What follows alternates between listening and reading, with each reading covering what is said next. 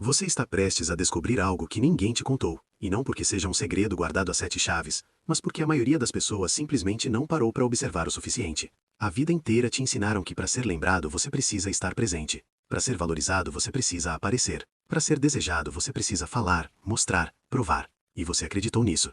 Eu acreditei nisso. A gente todos acreditamos. Até o dia em que a realidade bateu na nossa cara com uma frieza cirúrgica e mostrou que tudo que nos ensinaram sobre presença estava, na melhor das hipóteses, incompleto. No final deste vídeo, você vai saber exatamente como usar o silêncio não como fuga, não como punição, mas como a ferramenta mais poderosa que existe para fazer as pessoas sentirem o seu peso, mesmo quando você não está na sala. Existe um homem que você já conheceu na vida, talvez na escola, no trabalho, numa roda de amigos. Ele não é o mais falante, não é o que mais aparece nas fotos, não é o que manda mensagem primeiro, não é o que comenta em tudo, não é o que precisa preencher cada segundo de silêncio com uma palavra. Mas quando ele sai de um ambiente, algo muda. As conversas perdem um pouco do peso, as pessoas olham para o lado onde ele estava, alguém inevitavelmente pergunta, cadê fulano? Você já se perguntou por que isso acontece? Não é carisma no sentido que Hollywood vende, não é beleza, não é dinheiro, é algo mais sutil, mais profundo, mais difícil de nomear. E é exatamente por isso que quase ninguém entende. A psicologia chama isso de efeito de escassez percebida. Mas esse nome técnico esconde uma verdade muito mais humana. A gente só sente falta do que não está sempre disponível. Isso não é manipulação. É a natureza do desejo humano funcionando exatamente como foi programada para funcionar ao longo de milhares de anos de evolução. Quando algo é raro, o cérebro automaticamente atribui valor a ele. Quando algo está sempre ali, o cérebro para de registrá-lo como especial. Você não precisa de um PhD em neurociência para entender isso. Você só precisa pensar na última vez que deu valor a algo que sempre esteve disponível para você. Provavelmente demorou um tempo, né? O erro que a maioria dos homens comete é confundir presença constante com valor real. Eles acham que quanto mais aparecem, mais são lembrados. Quanto mais respondem rápido, mais são desejados. Quanto mais estão disponíveis, mais são valorizados. E aí ficam se perguntando por que, mesmo fazendo tudo isso, ainda sentem que as pessoas não os levam tão a sério quanto deveriam. A resposta é desconfortável. Você treinou as pessoas ao seu redor a te tratarem como garantido. Não porque você é fraco, não porque você não tem valor, mas porque você nunca deixou espaço suficiente para elas sentirem a diferença entre um mundo com você e um mundo sem você.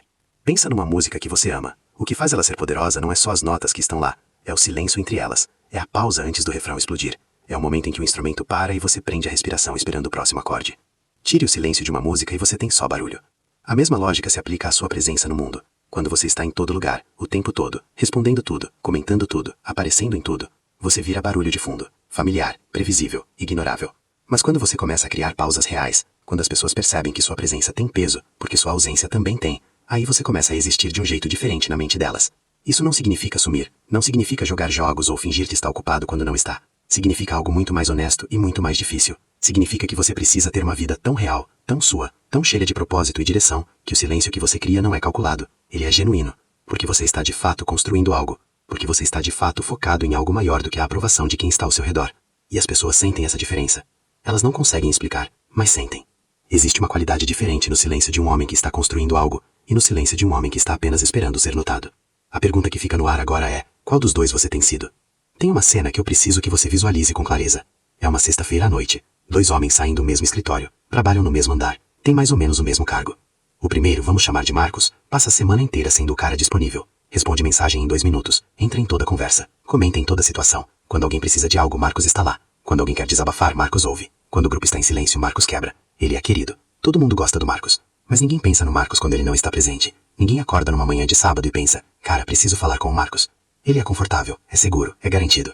O segundo homem, vamos chamar de Rafael, é diferente. Não é frio, não é arrogante. Quando está presente, está completamente presente. Olha nos olhos, ouve de verdade, fala com peso. Mas ele não está sempre disponível. Tem projetos próprios, tem silêncios que ninguém consegue preencher por ele. Quando some por alguns dias, as pessoas percebem. Quando aparece, há uma qualidade diferente na atenção que recebe. Não porque ele jogou algum jogo, não porque ele seguiu algum roteiro, mas porque Rafael, em algum momento da vida, decidiu que sua energia era um recurso finito, e parou de distribuí-la indiscriminadamente para todo mundo que estendesse a mão. A psicologia por trás disso tem um nome, reforço intermitente.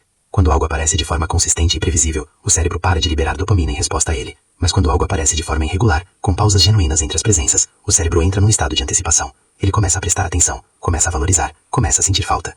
Não é manipulação, é neurologia básica.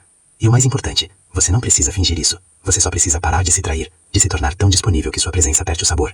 Existe um padrão invisível que a maioria dos homens carrega sem perceber. É o padrão da ansiedade de aprovação disfarçada de generosidade. Parece generosidade porque você está sempre lá. Parece cuidado porque você responde rápido. Parece interesse porque você comenta, aparece, participa. Mas por baixo de tudo isso, se você for honesto consigo mesmo, existe um medo. O medo de que se você parar as pessoas vão esquecer de você. O medo de que se você não estiver sempre disponível vai perder espaço. O medo de que sua presença por si só, sem o esforço constante, não seja suficiente. E esse medo específico, é exatamente o que as pessoas sentem em você, mesmo sem conseguir nomear. Elas não veem o medo conscientemente, mas sentem a energia de alguém que precisa ser visto, e isso, paradoxalmente, faz com que te vejam menos.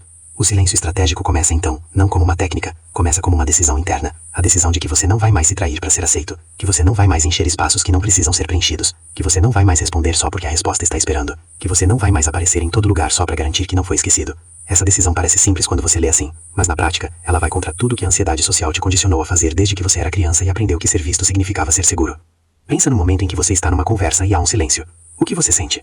Para a maioria dos homens, é um desconforto quase físico, uma urgência de dizer algo, qualquer coisa, para preencher aquele vazio. E aí você fala, não porque tinha algo importante a dizer, mas porque o silêncio te incomodou mais do que a irrelevância do que você disse. Agora imagina um homem que senta naquele silêncio com calma, que não sente urgência de preenchê-lo, que olha para frente, respira, e espera até ter algo real para colocar na mesa. Esse homem, naquele momento, ocupa mais espaço do que qualquer um que esteja falando, porque o silêncio dele tem peso, tem intenção, tem presença. Isso é o que eu chamo de silêncio habitado. Não é ausência de palavras, é presença sem necessidade de validação. É a diferença entre um homem que fala porque precisa ser ouvido e um homem que fala porque tem algo a dizer. E as pessoas, conscientemente ou não, passam a vida inteira procurando esse segundo tipo, porque ele é raro, porque ele é seguro de um jeito diferente, porque quando ele fala, você sabe que vale a pena ouvir, e quando ele some, você sente que algo saiu do ambiente.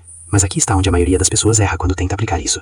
Elas confundem silêncio com frieza. Acham que para ter esse peso, precisam se fechar, precisam ser distantes, precisam criar uma parede entre elas e o mundo. E aí ficam sozinhas, não por escolha, mas por isolamento. E chamam isso de força quando na verdade é só medo com outra roupa. O silêncio que cria presença real não é o silêncio de quem se fechou, é o silêncio de quem está tão inteiro, tão centrado em si mesmo, tão comprometido com sua própria direção, que simplesmente não precisa de barulho externo para se sentir real.